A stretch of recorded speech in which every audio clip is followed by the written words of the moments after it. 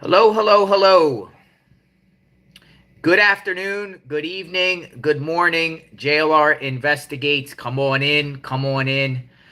Continuous coverage of the Micah Francis John Paul Miller case. There's a lot going on, folks, in the last few days, and it seems like there could be a situation brewing when it comes to justice for Micah. And we're talking about the case of Mica Miller, Micah Francis, John Paul Miller, South Carolina, Myrtle Beach, Horry County.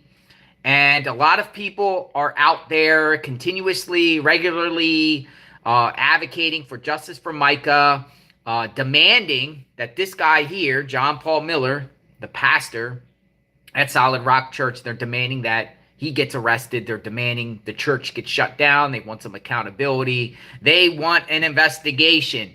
And as we've been covering on JLR Investigates, every weekend on Sunday, there seems to be a massive group outside, or, a pretty decent sized group. It fluctuates every weekend, seeking justice for Micah, protesters, advocates, people wearing purple, and they all want justice for Micah. And they've been out there peacefully that I've seen. I don't know what you guys been seeing, but the footage that I've been seeing just protesters standing on sidewalks and just, wearing signs, some wear costumes, and sharing Micah's voice and chanting justice for Micah, or you can't hide from the FBI, and things like that. And there's some boots on the ground in that area. CJ's Crime Concepts, he seems to be out there every weekend. iPhone Guru, another one that seems to be the leader of the protesters. Her name is Allie. And then we have me and Magnolia have a lot of sources and a lot of people that we communicate that are out there to feed us of what's going on. But there was an incident, ladies and gentlemen, an incident regarding this guy right here. There was an incident, and this guy right here, who is a church member of the Solid Rock Church, could be in some big, big trouble with the law. I can report that this individual right here is being investigated, and he's a member of Solid Rock Church. His name is Robert Locel, Loshel, and he's being investigated by the Myrtle Beach Police Department for assault. And we played just a few days ago on Sunday a clip that was circulating where this individual right here was inside the Solid Rock Church. And at some point during this church session on Sunday, he walked out of the church and went over to the protesters and picked up a sprinkler and weaponized, it looked like to me, weaponized the sprinkler by spraying the crowd with water. We played that clip, and I'll play it again. But, the protesters got all wet, and then we actually said on our broadcast while this was going on, is it or is that assault? Did this guy just commit assault? Can you just pick up a garden hose or a sprinkler system or a water cannon and just say, psh, and shoot people? Are you legally allowed to do that? And he did it on church property. A lot of people said no. Remember this clip? We're going to play it right here. We'll play it again. People were like, whoa, what's up with this dude? But there's growing escalation, and it's not just with this guy. There's people receiving threats. There's people, online on TikTok videos making threats towards the protesters. And it kind of coincides with this meeting that John Paul Miller, Charles Randall, Trisha Ross, and other church people had last weekend. And we believe part of that meeting was how to proceed moving forward. And it seems like maybe the church's strategy at this point is escalation. Escalation. They're mad, and they seem very, very mad and hostile. And Magnolia received a report saying that, people are getting threatened. So it's pretty wild.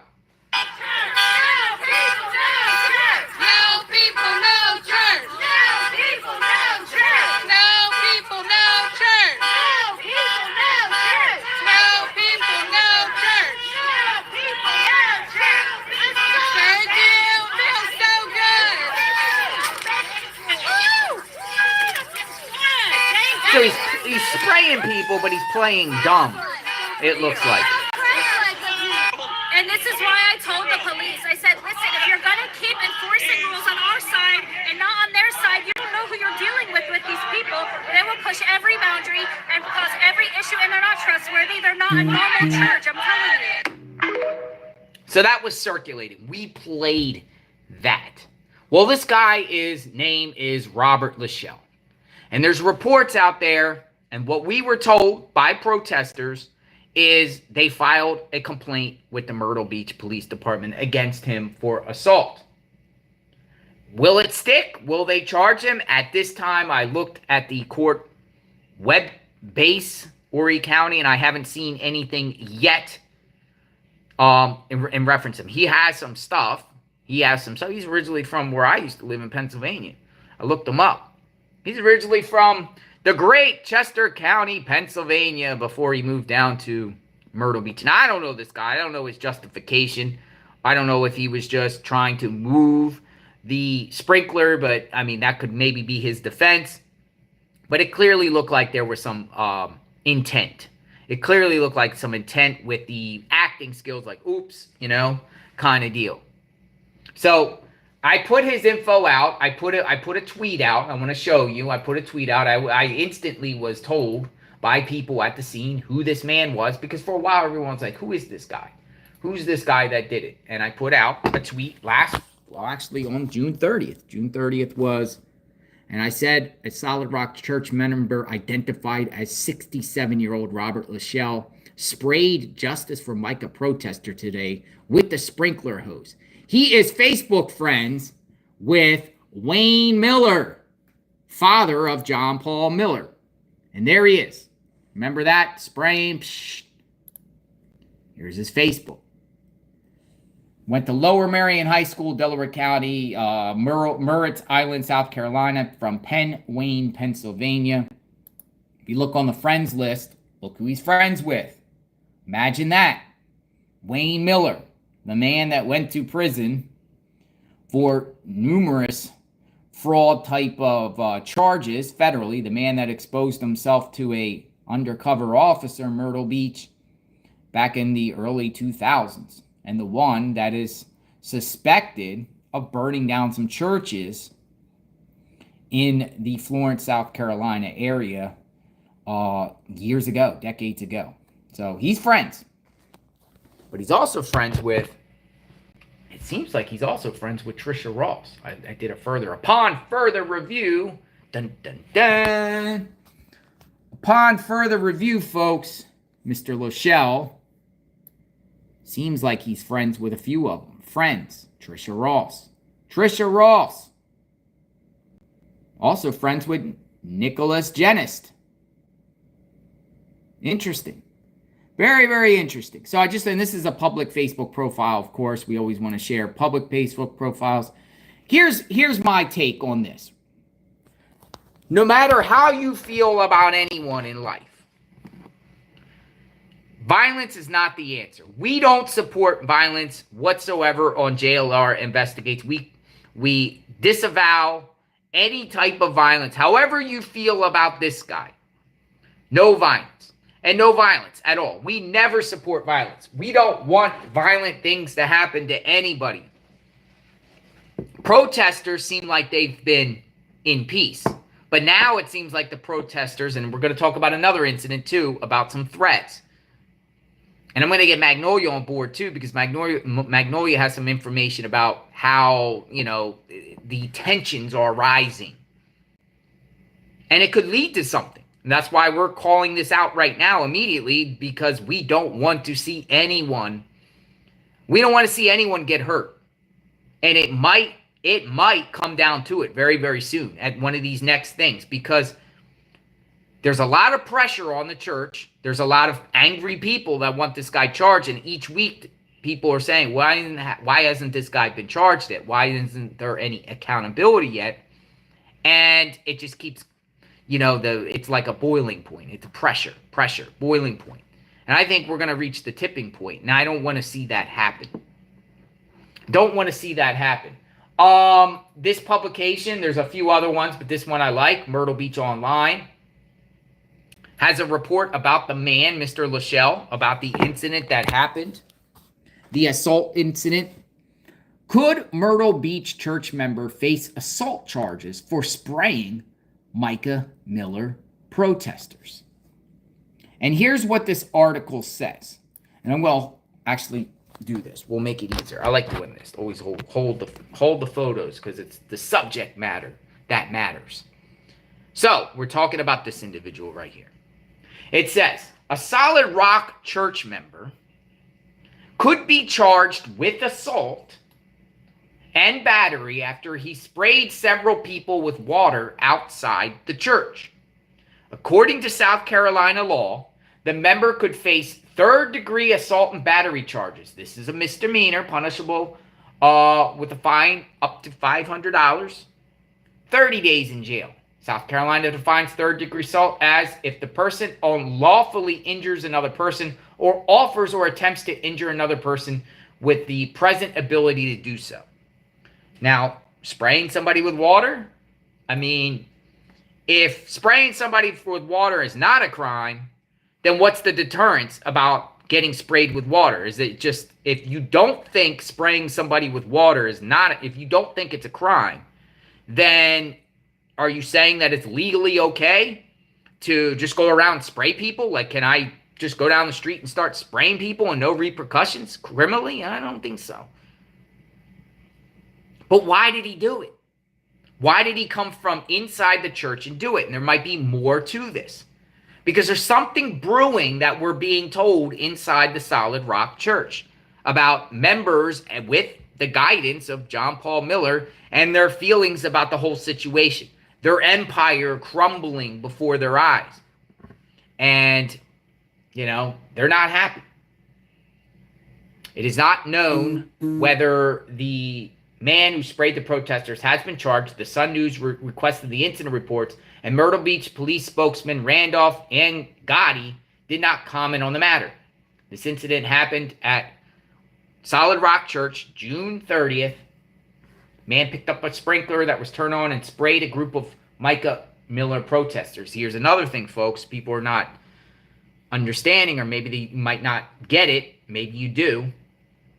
But at the same time, the sprinklers, people are saying, there's chat in the chatters that people filed police reports against him for turning the sprinklers on to face the sidewalk, specifically to target protesters. Now, you could say, is that a crime? If you don't want somebody in front of your house and you turn the sprinkler system on them and have the sprinklers face someone on the street that's standing on a street and they get sprayed, is that a crime? Is it intentional? Because, you know, there's intent here. There's intent. Does Solid Rock use their sprinkler systems all the time where their sprinklers go all over the sidewalk? That interferes with pedestrians walking on a public sidewalk? For that day, that specific day, they were on. Tony says, where's the evidence? It evaporated. I mean, you get it, though? The water hit around 6 people, with 5 people filing assault charges, said protester Andrea Cauzo. If I don't say her name, I apologize if I don't say it correctly. 5 people have filed police reports. It's a lot of police reports. No one was injured as a result of the sprinkler, although the water irritated some people's eyes. You know, I can tell you something. I can tell you a story. I'm going to tell you a story on JLR Investigate. This just reminded me.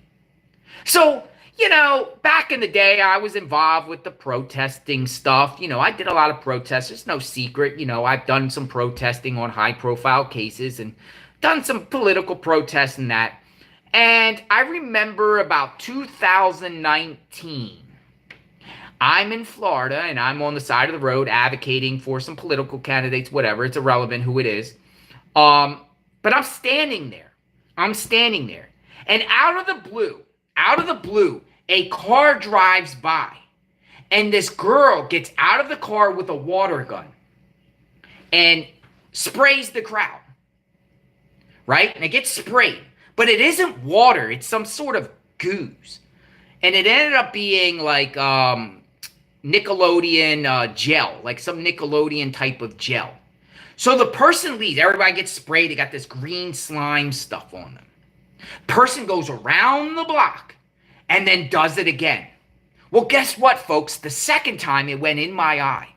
It literally went in my eye. And we were able to get the license plate of the car, the vehicle, and it sped off. Well, guess what? We filed the police report, and this girl, this 19-year-old girl, got charged. She got charged for spraying 3 of us. And she got prosecuted. Now, she got a probation. I think it was like a 1 year. I don't even remember her name. She got like a 1-year probation for spraying someone. But you can't just spray people. It was the Nickelodeon, it was called something. I don't know. If somebody can name the name of that stuff, that Nickelodeon green slime stuff that was put in a water gun, a super soaker. Pretty wild. But you can't just spray people, whether that's with water or ooze or whatever. You can't just spray people. And my eye was irritated. It was this eye. It was irritated. It was slime. It was like some sort of slime. And it was irritated. And it literally took me like a day to, I had to flush it out.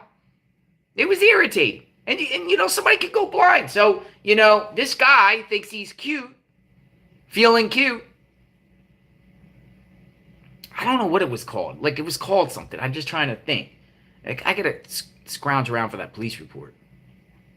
I mean, they tracked her down, and then, she was in her boyfriend's car. Boyfriend was driving. She was just like a 19-year-old girl.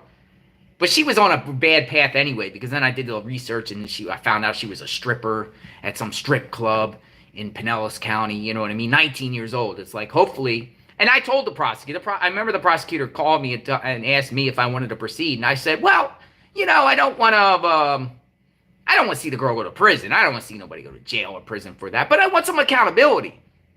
You can't just go around there just because you don't agree with somebody politically or whatever their stance is, similar to this situation. Just because you don't agree with justice for Mica protesters doesn't mean you go attack them. Doesn't mean you go commit violence. Because spraying somebody could cause some serious damage, eye damage. Imagine if, like, I don't know, some pressure of that thing, but it's like in there. It could be like a BB. Getting shot in your eye, water. I mean, you got something and you direct it and it's shooting like pretty quick. It could really do some serious damage. So this guy, could be in some trouble. People's eyes were irritated, says Melissa Pfeiffer.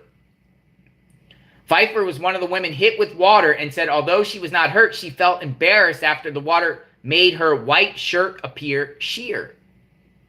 Very quickly, you could see my undergarments. That's another thing. Spray a female, they get soaking wet. This guy thinks he's cute, funny, and he looked a little bit mad, like he came over there storming a little bit. Cuozo said them and others have been protesting outside Solid Rock since May 6th. Mica Miller, the wife of Pastor John Paul Miller, died April 27th. Why are there protesters? Protesters meet every Sunday in an attempt to get justice for Mica. This can look different to each person. As a victim of domestic violence, one person says as a victim of domestic violence, she wants to bring awareness to the issue. While others say they want the church to be shut down. You got mixed opinions out there. Mixed motives of why people are protesting. It's a combination of things. And it could be all of them, but it could be, some people just want to bring awareness to domestic violence because they suffered it themselves or seen people suffer it. Or they want to bring awareness. Other people don't want the church functional. Other people could be victims of the church. Other people want justice for Mike. It's a combination of things. So, as of this time, as of this report, this guy has not been arrested. And we'll see what happens. Now let's get Magnolia on the phone, because you guys like to hear Magnolia's insight. Because we're hearing that it's rising. The temperature is rising. But these protesters are not going to let up. They're going to be back. They're going to be back. Hello. Magnolia Investigates. Thanks for coming on. Hi, everyone. Hello. So, tell us about these threats and things that you're hearing that are going on. Yeah, so I think we've all seen the last couple of weeks, these protests have gotten a little more contentious with the church members coming out.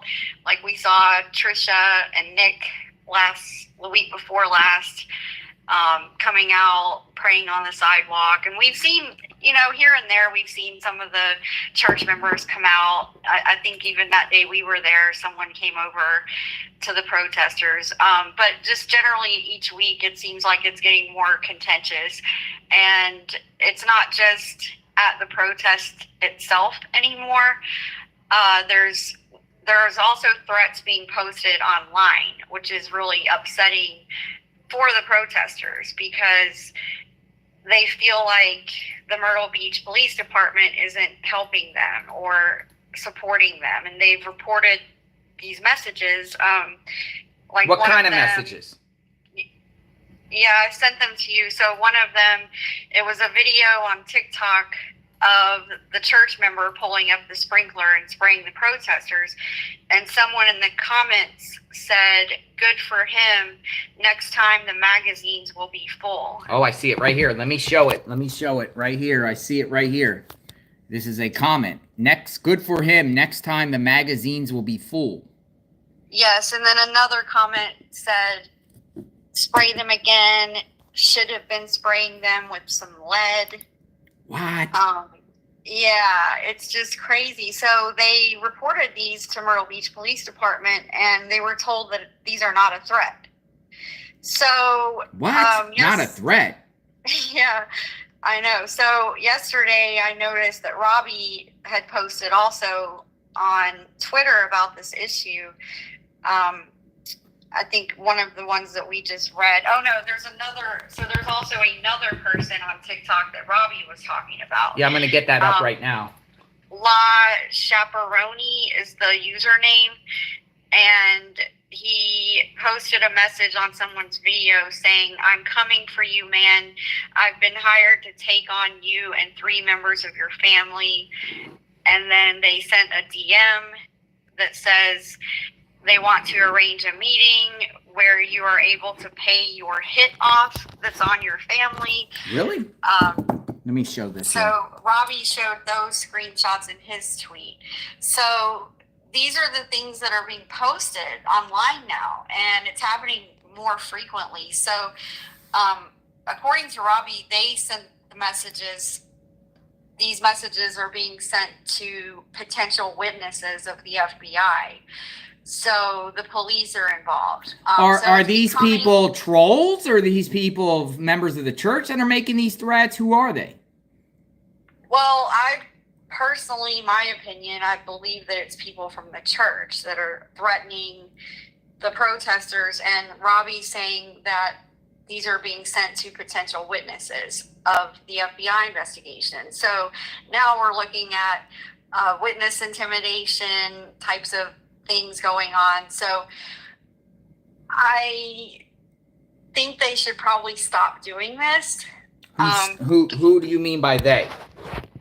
Well, who's ever doing it? If it's the members of the church doing it, they're not going to get away with it. So, and we've seen this in another recent case, the Karen Reed case, where you had Aiden Kearney, aka Turtle Boy, going around intimidating witnesses, victims, the victims' family members, things like that. And he was charged, I don't even know, how many charges does he have? It's something like 16 charges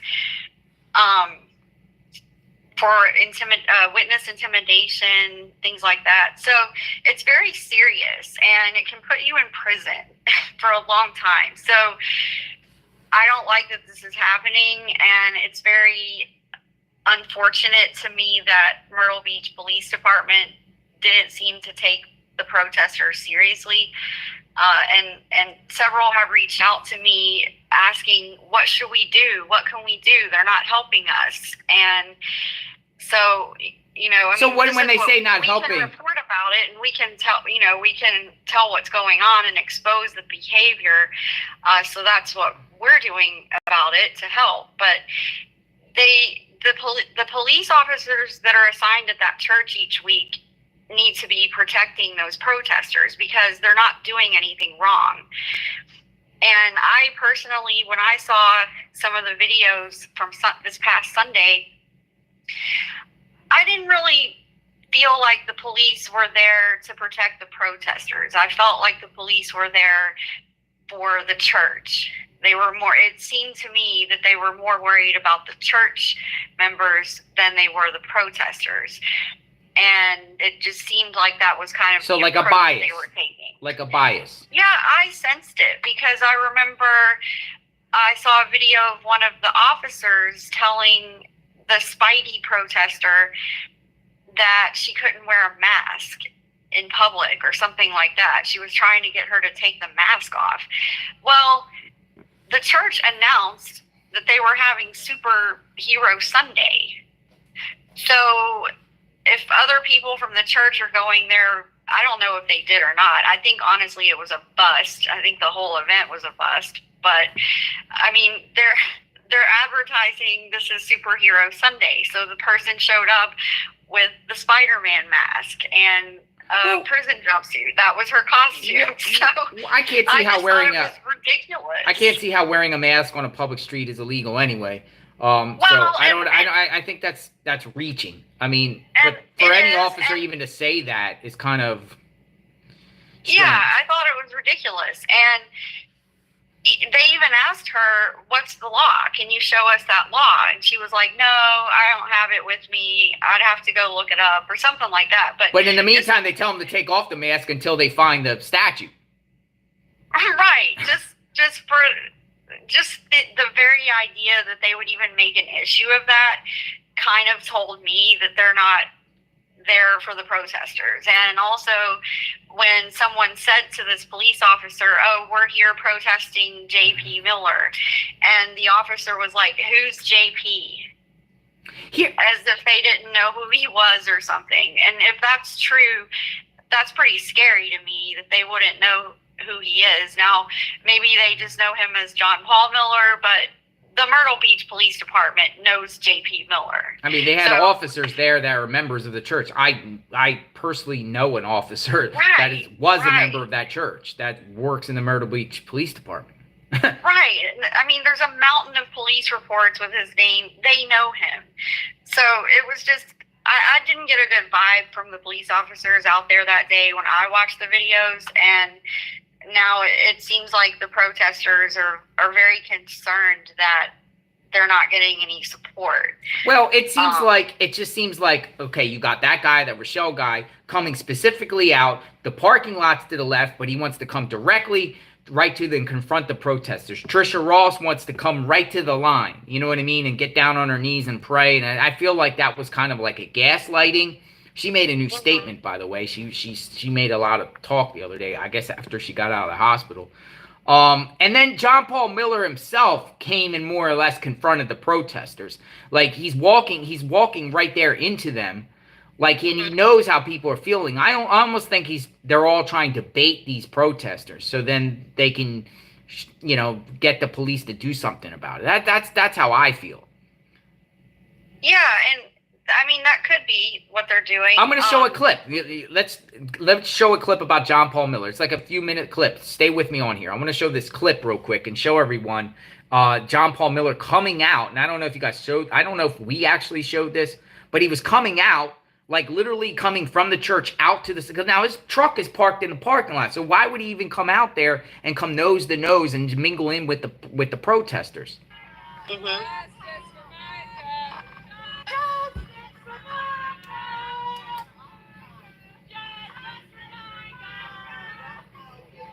He's standing out there. Like, why would he even do that? But he's looking like he's, like, innocent. Yeah. Well, I think he was coming to see if anyone would speak to him, and he actually spoke to Kelly, the girl that we had on last week. When we had her call in, Kelly spoke to him for a few minutes, actually. And, you couldn't hear what she said or anything, but what did Kelly say? Because you talked to Kelly, we brought Kelly on, Yeah, so I asked her, I was like, oh my God. I was like, what did you say? And she said she basically told him everyone here is here because they're hurting, including me. And she told him, for one thing, she called him out for not getting an autopsy on Mica. And she said, that was your wife. You're supposed to protect her. And you didn't even make sure that she got a proper autopsy. Really? And those are kind of the things that she told him. And also, he told her that he didn't even understand why these people are so upset with him. And she said, the reason they're upset with you is because they're hurting. They're hurting. I'm hurting. Everyone here is hurting. And, you know, she kind of just gave him a piece of her mind. And I could tell, you know, because we talked about when Kelly came on, we explained that Kelly, she's known John Paul for over 20 years. So he seemed to actually listen to her. And if you look at that picture Jonathan's showing right now. It does. It seems like he's like generally like listening. He was actually listening to her. And so she told me she chose her words very carefully and didn't want to mess anything up. But he was listening to her, but they got interrupted because he got distracted by the iPhone guru. I guess he saw the iPhone guru somewhere and he got distracted. So she talked to him, and you saw the other protesters that it looked like he was kind of just walking over there, and I guess he was testing the waters or something. But, you know, to say that he doesn't understand why everyone's upset with him is wild. Yeah, so moving forward, now, what do you think the motivate, okay, so remember we reported, and we were told that about 2 weeks ago, there was a secret meeting at the church. Yeah. Between him, Trisha Ross, who else? Randall. Who else was there? Suzie. Mm-hmm. And it seems like from that point of this meeting, we're seeing now type of like an escalation on their part. Yes. And I think, well, JP was quiet for about a week after that meeting, but when he came out with the newer videos a few days ago, I even said when I saw it, I was like, there's something different here. I was sensing something different coming from him. It was more of like this sharper edge to his words. And it Hostile. Just seemed like he's fed up. Hostile. Yes. More hostility. And also the other thing. Erratic. I don't think that we mentioned this either, but at the protests, there is a rule that they have that people can't honk, because that was one of the noise issues. They would have these signs like honk for Mica or something like that. And so they don't want them honking in the neighborhood anymore. Well, JP himself on Sunday, when he went over to his truck, he laid on his horn. That's for illegal. a while. You know, for anyone, that's illegal. You can't just honk for no reason. Like you honk. It has to be for its purposes, you know, not just to honk your horn. Well, it's like it's okay for him to do it, but the protesters can't do it. It just kind of goes to show the hypocrisy again, and also, you know, the protesters get in trouble for being too loud, but then he himself goes out there, and his truck was parked. I think it wasn't like right out front. Right there, which is interesting too. He puts it right in front of the protesters. Again, I feel like he's baiting. Yeah, and then he walked over there and pulled his shirt up and showed the tattoo and just this whole performance that they put on. But yeah, I mean, I've been saying this for a while, but it's basically like something has to give at some point. Like something's got to give. They vow to continue to do it until most of them say until he's in cuffs or the church is shut down, or both. And at the same time, you know, we haven't heard anything lately about any criminal charges. It's just the unknown. Mm-hmm. And, you know, the unknown, and with the combination of what's going on, he clearly probably sees that I can't see how more people would want to join the church with this all going on.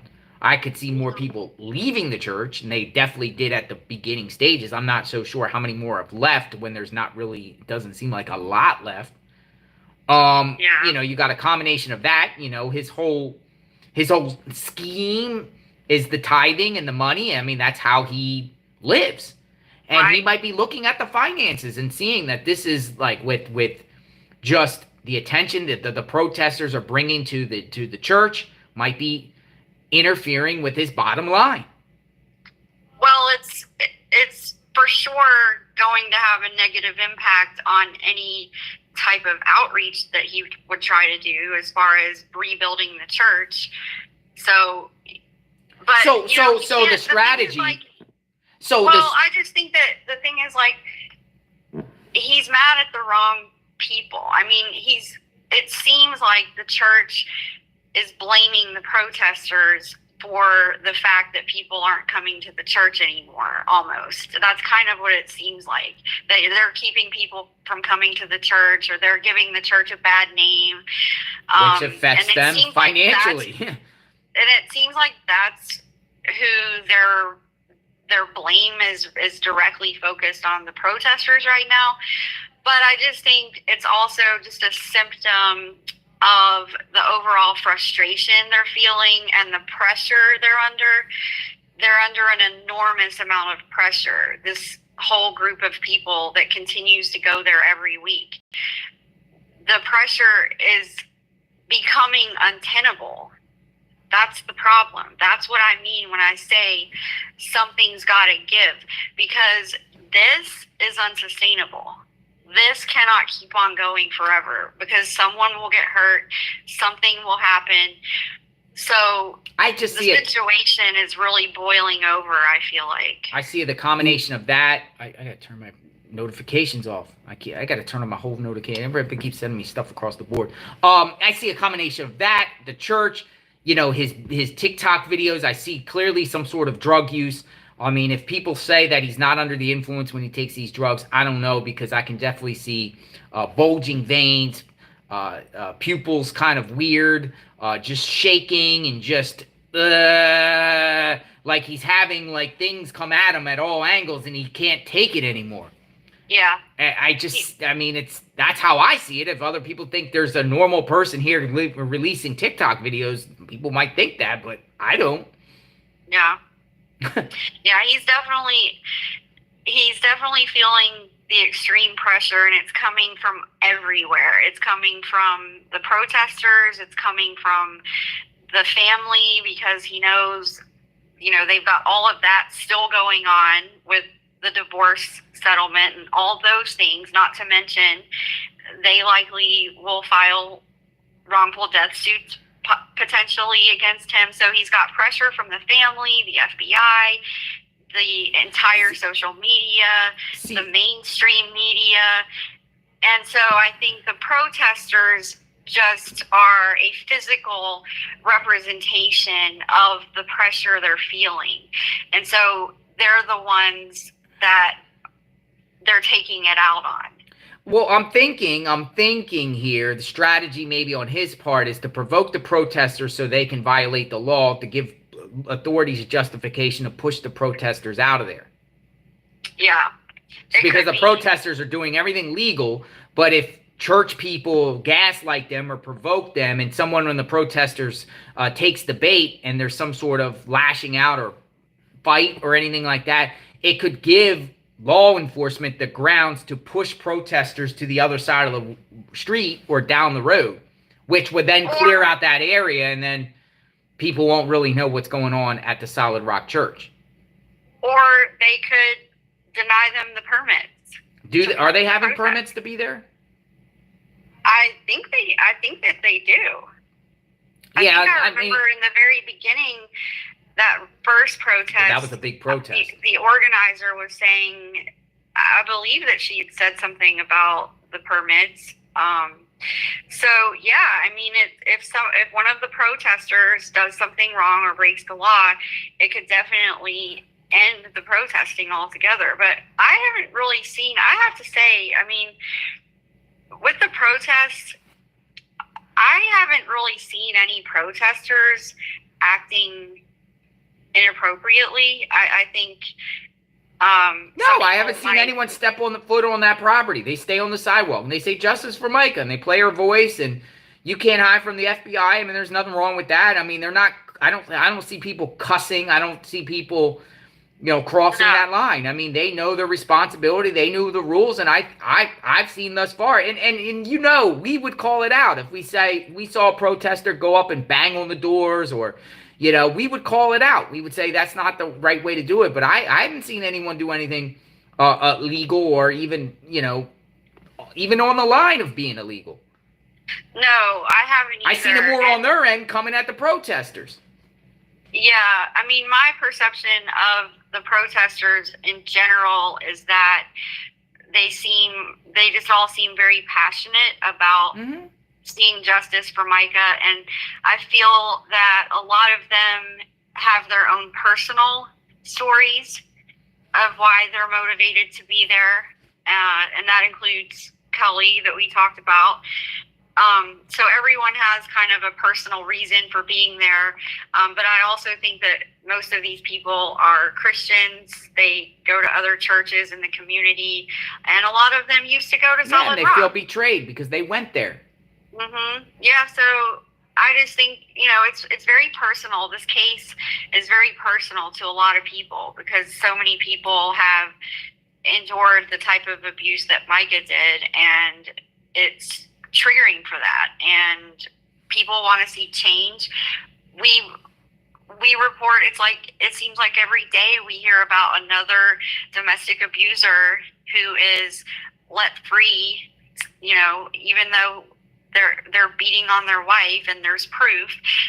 They're out here running around free and end up killing the woman. I mean, this just keeps happening all the time. So I think people really just want change, and that's what this is about. That's where they're coming from. They want change. They want justice for Mica, and they want to see JP Miller in handcuffs, and they've said that. Another thing I was thinking of, definitely this, I think this has a lot to do with passing Mica's law too. Pressure maybe on law enforcement to bring attention to Mica's law. I think that might be a strategy too, in a sense, to get Mica's law passed by bringing attention. But another thing I just wanted to share, that when I look at the court website, the Francis family taking him to court about the estate of Mica, right? I looked today. I mean, he has 4 lawyers. Literally him on this case. 4 lawyers, and it seems like it's going through this Indigo family law firm. And I got names here: Caitlin Floyd, Branna Williams, and Ryan Stampfly on top of Joy Page. So that's 4 attorneys. Okay, think about the cost of 4 attorneys. When he might be thinking in his mind, I'll be able to pay my attorneys via more money that comes into the church, from the congregation. I always said the congregation's paying for his legal fees. I mean, because that's who's paying for his legal fees. But having 4 attorneys to take on Mica's family, and it seems like Mica's family owns Regina Ward, that's a lot of money. Yes. We'll just say, I don't know how good these attorneys are, but I'm saying $250, $1,000 an hour. Yeah. Do the math. How much does that add up? Well, yeah, and we're talking about a congregation, from the figures that we've been told and the figures that we've heard Mica told her family. Their congregation was around 600 to 700 people. Wow. Mica said 700 people, and we've also been told I've been told that they used to have at each service, because there was a 9 a.m. and 11 a.m. service every Sunday. They've dropped back just to 1 service now. But the 2 services, I was told, were always full. Usually they had around 300 people in each service, and they always had to bring in extra chairs. They never had enough room for people. That's how big of a congregation it was. They had outgrown that building, which is why they were looking to relocate.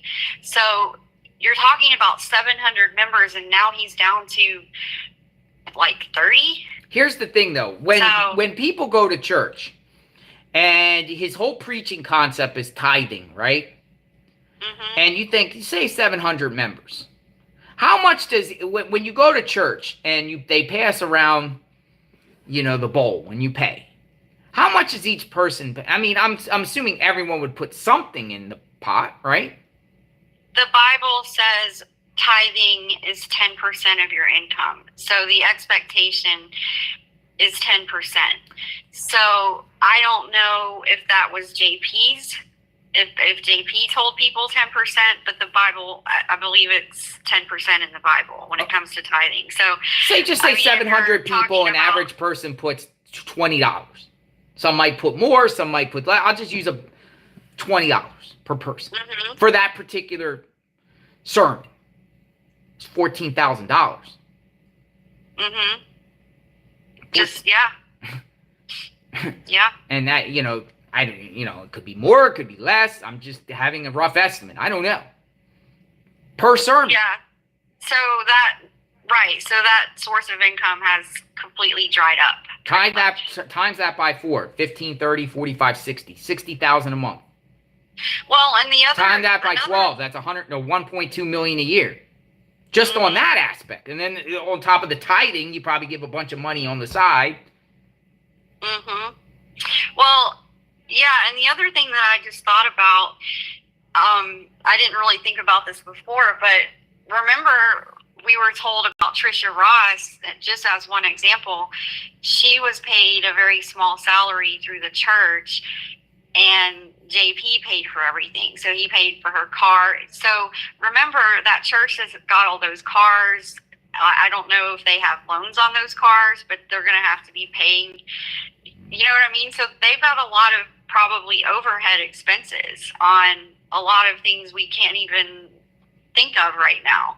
So not only is he unable to continue what he wants to do with the church itself, but he's not able to pay these people now. Do you consider Solid Rock, and I never even asked you this, do you consider Solid Rock a cult? Well, yeah, I wouldn't, I don't think that I would label it a cult. Like, if you're asking me editorially, I wouldn't call it a cult. What about now? Maybe not before, but now that this has come to light. Yeah, I mean, I think that JP formed a sort of cult following. Yes, I would say that. Yes, he formed a cult following for sure. He was able to get all of these people to join the church. And remember, one of the steps of becoming a member in the church is you have to sit down with JP Miller so he can go over your finances with you and explain to you how giving money to the church will bless you in your life. And so that was a requirement for someone to become a member, and people fell into it, and they did things called sacrificial giving. That's what they called it.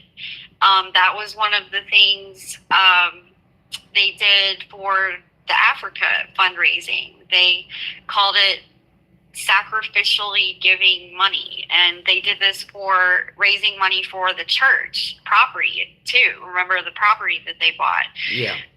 And so they use words like that. And so, yeah, a lot of that, when you look at it from that perspective, it has like a cult vibe where it's like you're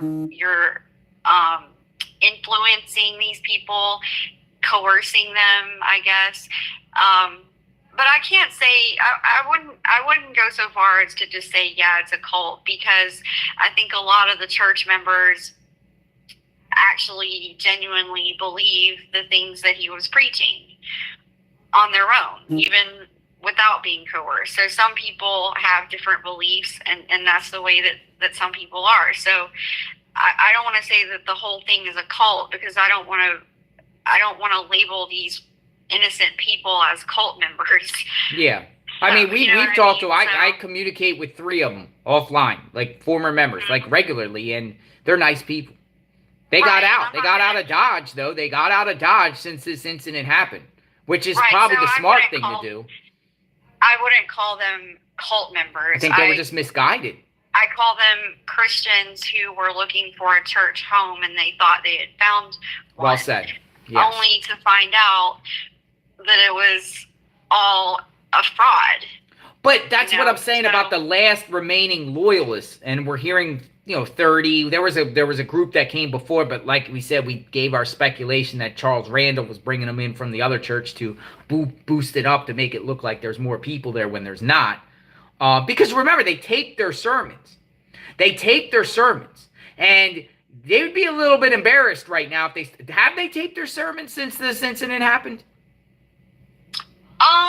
I actually haven't noticed that. I'm trying to remember the last video. I remember when the memorial was posted, and there was a controversy. The guy who posted it came forward and spoke out, and he left the church. So it was his job to film and edit and upload those videos. So if he left, I don't know who would be doing it now. See, imagine you have a packed house of 700 people. We saw and heard, and I've seen them once prior to Mica's death, that you had a whole building full of people, 700, a lot, standing up, stand room only, right? Yep. So on their sermons that they film, it looks like, wow, and they post it on YouTube. Wow, I want to go to Solid Rock. Look, it's a full house. Well, imagine, I haven't seen any new sermons being taped. Imagine you looking now. It's going to be like a little pin drop of people. Nobody there. It'd be embarrassing. Well, yeah. And it would actually scare people away. Right. And I think that the people that are left, and I've said this before, my opinion is that at this point, I consider those people co-conspirators. So we can call them a cult, sure. But the problem is a lot of those people can't leave, even if they wanted to. Even if Trisha Ross all of a sudden had an epiphany one day and realized, oh no, what have I gotten myself into, and wanted to leave, she couldn't, because JP funds her life. So where's she going to go? What's she going to do? So a lot of people are kind of stuck there in a way, I think. But then at the same time, these are elders who didn't help Mica when she reached out for help.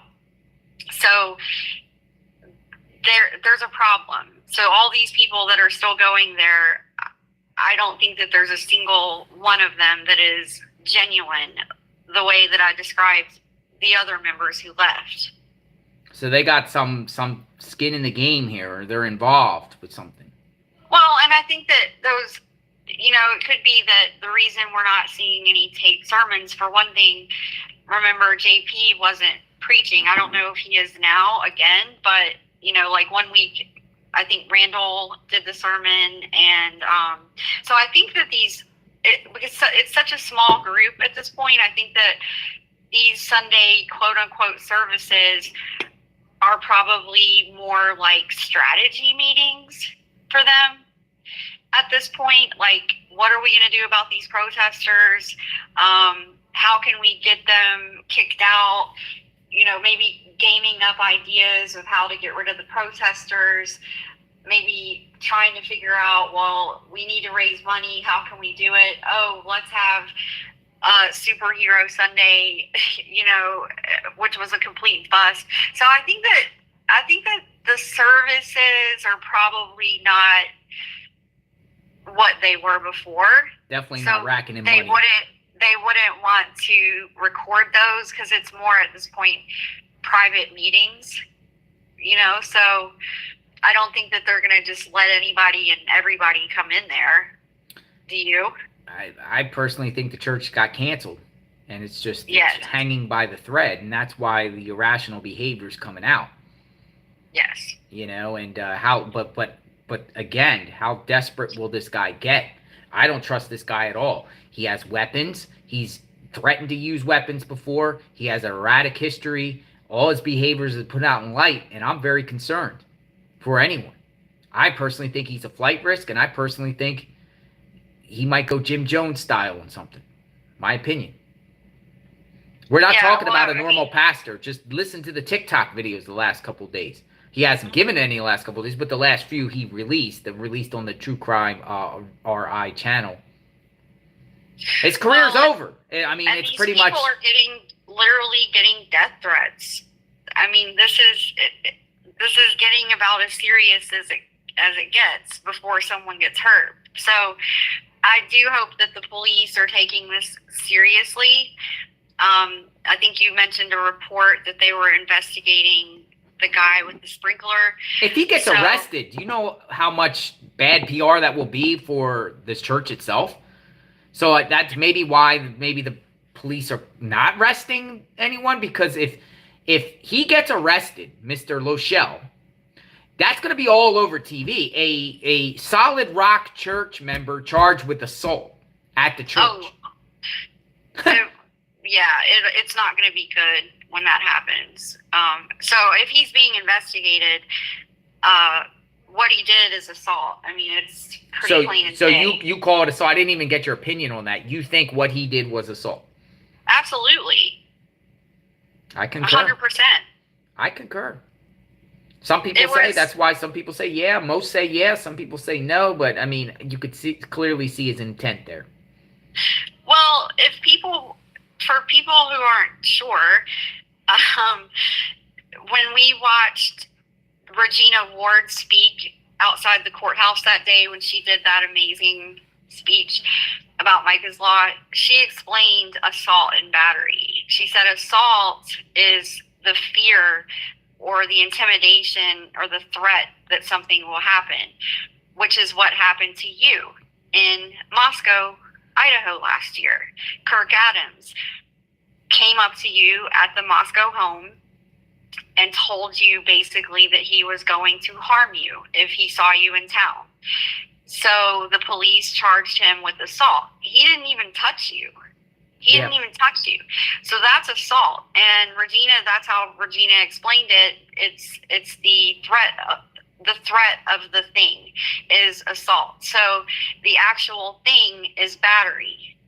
So if Kirk had actually hit you, he would have been charged with battery. He would have got more than a year probation because he got probation for it.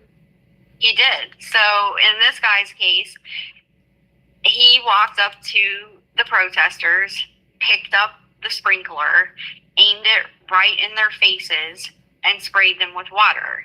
That is more than assault. It could even be battery. So, it could also be a suable offense, too. And here's the thing is, JP just opened himself up to liability because a member of his church on their property committed assault on at least 5 people. That's the way I'm reading it. And, it's not a good look. Yeah, it's not. And like you said, he looked mad when he did it. And so you can tell the whole thing's on video. So he's not going to beat it. Same thing with Kirk Adams in your case. You recorded the entire thing uncut. So that's what they used to convict him. So, he did this on video. He walked with purpose and intent. He picked up the sprinkler and aimed it right in their faces, and we all saw it. So could have been under the direction of him. We don't know. Well, I hope that they actually do charge him, because if they don't charge him, after you've got millions of witnesses.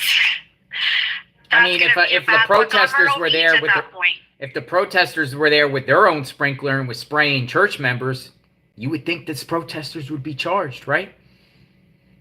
Oh, if they came with their own water guns 100%. And started shooting members of the church, coming out with their water guns, just like he was shot at them, I mean, they would be charged in a heartbeat. They'd be taken down on the ground and taken out in cuffs, right? I believe so, yes. So what I'm saying is if they don't charge him, it will be a bad look for Myrtle Beach Police Department. Because they'll think there's some sort of collusion going on or cronyism.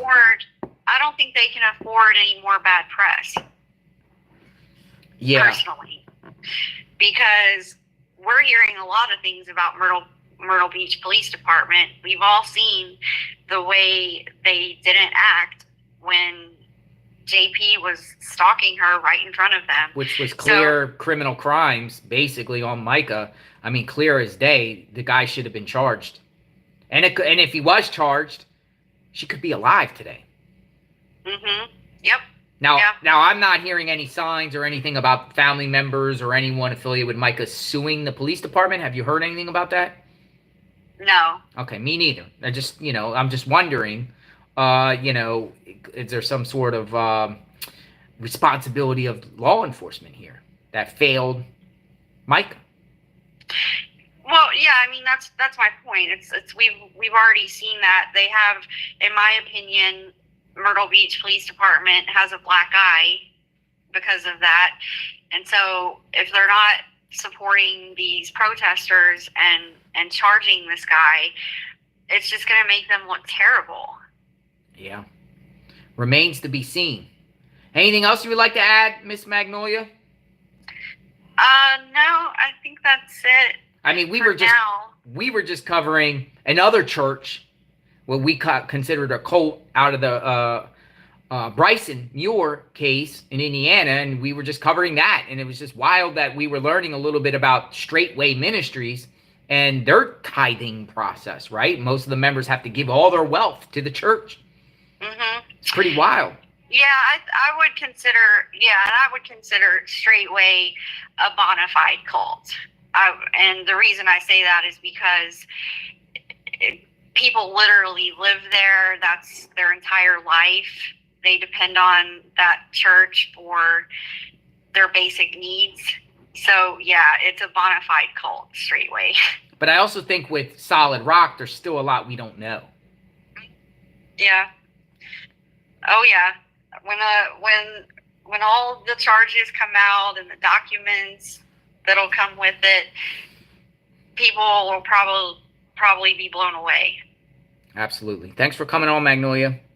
All right. Thank you. Thank you. Talk to you later, everyone. Magnolia Investigates. Make sure you sub to her channel. She has a lot of insight. You might agree with her. You might not. I think she's on point with this situation. What's going to happen here? What's going to happen next week, next Sunday? We'll be monitoring the situation. Will that Robert Locel guy get charged? Will he get charged? It's 4th of July tomorrow. I don't think he'll be charged tomorrow. I never really saw a FBI arrest somebody on 4th of July morning on some charges unless they do something that day in that act. Is this guy going to lash out? Is he going to talk tonight? Is he going to talk tomorrow night? Is he going to release statements? We are monitoring the situation, and we will see what happens with this. Again, I feel like criminal charges are coming on him for stuff related to Mica Miller, related to church finances. We will see. He knows he's under investigation. He has to know that people around him have been speaking to the FBI. It's probably why he's acting how he is. We are watching. Subscribe to the channel, hit the notification button. I want to give a shout out. Look at this. Look at this. This is pretty cool. I got this from a member, Maria Stella. Thank you for this beautiful bumper sticker. JLR Investigates the facts. Always boots on the ground. Follow on YouTube. JLR Investigates. Appreciate that, Maria Stella. I like it. I'm going to probably put this somewhere. I might just keep it on here like this, but pretty cool bumper sticker. Appreciate all of you. Thanks, members. Thanks, subs. And keep the conversation going. And let me know what you think about this case. And if you know anything firsthand that you want to share on the record or off the record, we would love to hear from you. Tips at JLR Investigates. Justice for Mica for sure. And as I close, we need to pass Mica's law. If you are from South Carolina or even outside the state, make sure you contact your legislature, members and congressional members, state and House of your state, and encourage them and actually demand that they pass Mica's law. Mica's law can save lives. It can make a difference for future generations and protect victims of domestic violence. We are in support of Mica's law, and we hope Mica's law gets passed very, very soon. We want it now. Hopefully by the end of the year. We'll talk soon. JLR Investigates. Justice for Mica. Have a good day, everyone. Stay safe.